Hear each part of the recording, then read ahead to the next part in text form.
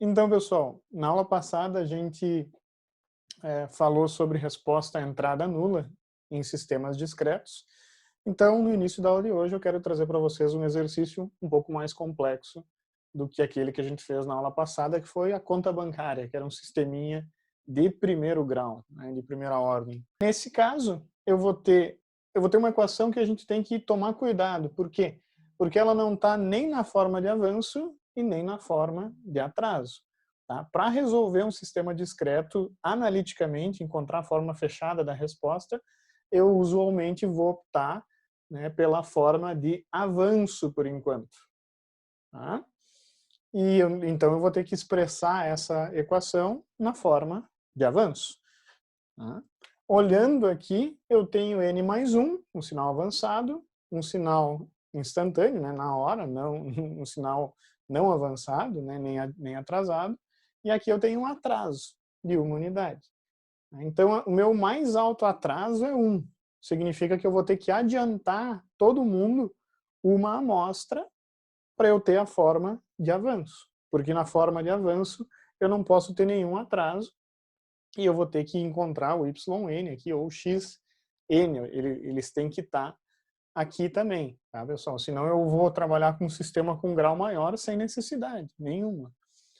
Então, nesse caso, eu vou avançar 1 unidade de tempo. Vai ficar, ó, né? Então, lembrem-se, o que é n, eu vou escrever n mais 1, porque eu estou avançando. Então, vai ficar y de n mais 1 mais 1, n mais 2, mais 4y de n mais 1, mais 3y de n, que n mais 1 menos 1, vai ficar n. Isso é igual a x de n mais 1 mais x de n. Lembrando os meus coeficientes, esse carinha que multiplica o mais alto avanço é A0. Então, nesse caso, eu tenho A0, A1, A2. O n mais 2 aqui não existe, então o B0 é 0, B1, B2. Nesse caso, os dois são 1.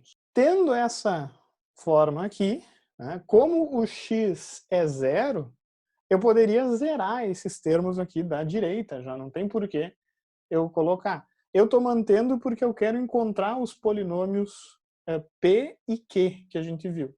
Então, para fazer isso, eu vou expressar o polinômio operacional, escrevendo avanços, né, e se tivesse atrasos também, né, mas escrevendo avanços e atrasos como produtos pelo meu operador E. Tá? Então, nesse caso, eu vou ficar com E ao quadrado, yn, mais 4e yn, mais 3yn, isso é igual a exn mais xn. E daí eu posso isolar tanto saída quanto entrada. E eu vou ter os meus polinômios, ó, e ao quadrado, 4e mais 3, yn, isso é igual a e mais 1, x. Zerando o x, esse termo todo aqui da direita vai zerar, porque eu considero que a entrada x aqui é nula. Tá? Então, esse carinha zera. Então, o meu problema se resume a uma resposta à entrada nula que a gente viu na aula passada, que é Q de E, esse aqui é o Q de E, né? Vezes Y é igual a 0. Lembrando que esse aqui é o P de E, tá, pessoal? Então, para resolver essa parada, a gente tem que lembrar que é o mesmo passo que a gente fazia para sistemas contínuos. Eu expresso o polinômio característico utilizando gama, nesse caso, encontro autovalores, expresso a forma padrão da resposta e depois busco os coeficientes com as condições iniciais. Então, o que eu tenho que fazer é o seguinte: Q de gama, que é igual a gama ao quadrado mais 4 gama mais 3, é igual a 0 para calcular os autovalores. Se eu olhar com cuidado, aqui eu tenho a soma, aqui eu tenho o produto. As raízes dessa equação é menos 3 e menos 1. Então eu posso expressar esse polinômio aqui como gama mais 1, gama mais 3. Um autovalor aqui, ó, gama 1 é menos 1, e gama 2 é menos 3. Tá? Vocês podem aplicar Bhaskara aqui e vão encontrar o mesmo resultado, óbvio. Eu só estou atalhando isso porque isso vocês sabem como resolver. Tá? Então aqui eu tenho os autovalores. E é muito importante vocês entenderem isso já. Por quê? Os autovalores do sistema são os modos, é a característica, geram os modos do sistema, que é basicamente a característica do sistema, da dinâmica, como que ele vai tender, nesse caso, para o equilíbrio ou não, né? Como que ele vai, digamos assim, vou reformular essa frase, né? Os autovalores vão me dizer como que o sistema vai naturalmente agir, né? Com que característica a resposta vai transcorrer, tá? E a gente sabe que esses autovalores geram, né, modos gama na n que são exponenciais. Então, o que vocês têm que notar agora, pessoal? Esse sistema aqui, ele vai ter uma exponencial que é menos 1 na n e a outra exponencial que é menos 3 na n. Tá? Eu tenho uma exponencial que está sobre o círculo unitário e a outra exponencial está em menos 3, está fora do círculo. Tá? Então, eu tenho um autovalor aqui, eu tenho um autovalor aqui. A gente estava discutindo no início da aula, antes de começar a gravação, que as exponenciais que estão fora do círculo são exponenciais crescentes. Exponenciais dentro do círculo são exponenciais decrescentes. E as exponenciais que estão na borda são exponenciais que não crescem e nem decrescem. Por exemplo, essa exponencial aqui, ó, gerada por esse modo, em menos 1, tá? Vai ficar 1 menos 1, 1 menos 1, 1 menos 1, 1 menos 1. Tá? Então, na verdade, ela não decresce e nem cresce. Então, o que eu posso pensar da resposta desse sistema, mesmo não tendo ainda calculado essa resposta? Esse é um sistema que, se eu coloco ele, se eu sujeito ele a uma condição inicial, ele vai divergir. Ele não vai tender para zero a resposta. A resposta vai crescer indefinidamente. Esse conceito eu dou o nome de estabilidade. Eu acho que eu já devo ter falado alguma coisinha para vocês sobre isso. Um exemplo de um sistema que é estável... vai esse negócio aqui mesmo. Um exemplo clássico é o pêndulo, né? Aqui, ó. Coloquei ele numa condição... Primeiro, ó, o equilíbrio dele é esse aqui. Se eu tirei ele e coloquei ele numa posição inicial e larguei, ele vai tender naturalmente de volta para o equilíbrio.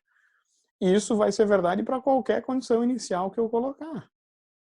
Então, esse sisteminha, que tudo bem, é um sisteminha contínuo, ele é um sisteminha que, quando eu sujeito ele a uma condição inicial, ele retorna para o equilíbrio. Então, ele é um sistema estável. Tá? Por quê?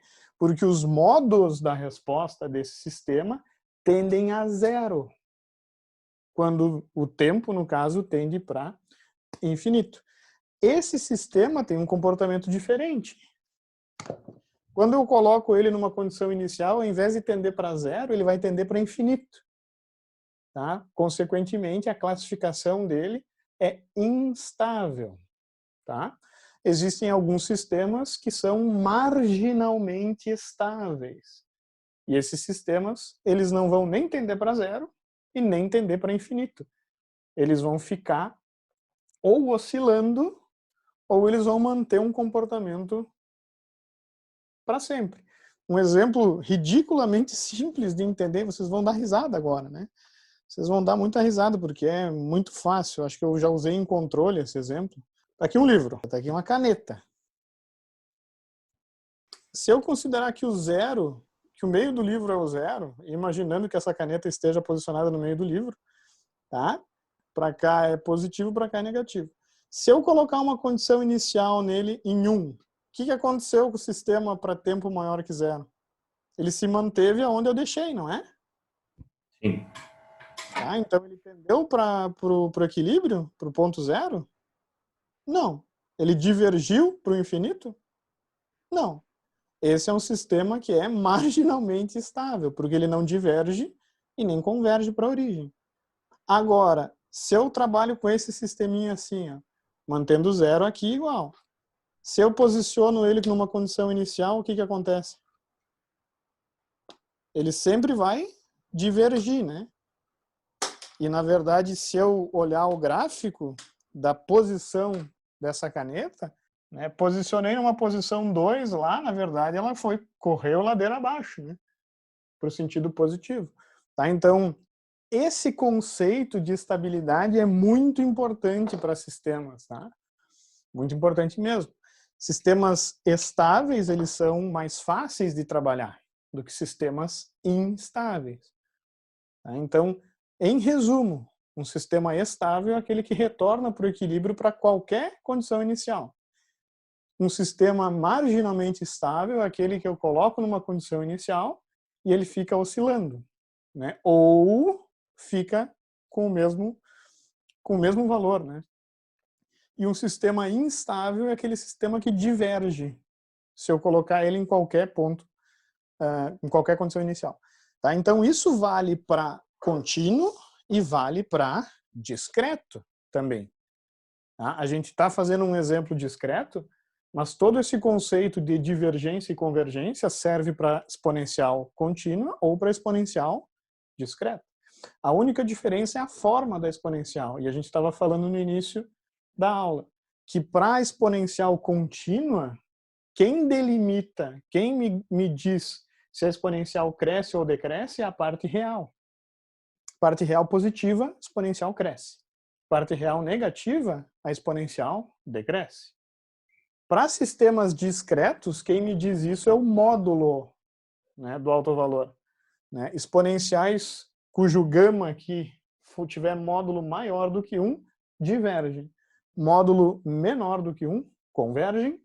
E módulo igual a 1, ele vai se manter, tá? Com uma mesma amplitude o tempo inteiro. Tá? Então, o que acontece para esse sistema? Ele é um sistema claramente instável. Claramente instável, né? Porque ele tem um modo que diverge. Então, a resposta aqui vai tender para infinito. A conta bancária também era instável, tá? Só para... E ainda bem que é instável, né?